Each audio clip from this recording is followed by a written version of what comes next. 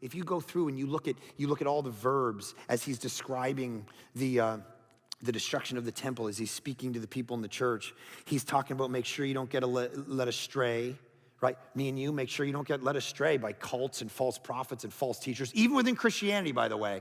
Even within Christianity, there's lots of guys out there saying, hey, listen, the Bible's not true. My ideas about the Bible are actually true. I've progressed past what the Bible actually says, or there's no such thing as there's cults that talk about there's no such thing as a Trinity, or Jesus isn't God, or there's easy ways that sound Christian. If you believe enough, God will give you the power to heal anybody and heal yourself, and you should never get sick, and God wants you healthy, wealthy, rich, and wise, and having a perfect life. All these are against the gospel.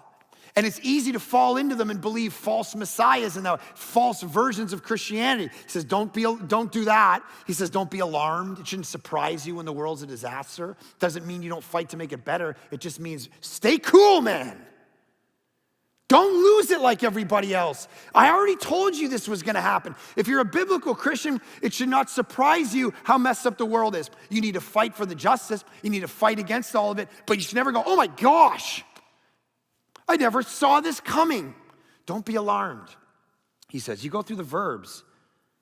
The one who endures, flee, verse 16, flee to the mountains.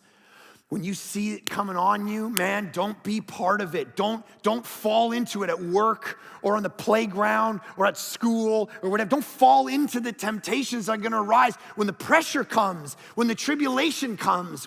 Hold on, flee, separate yourself out from the world because you're called to be in the world, but not what?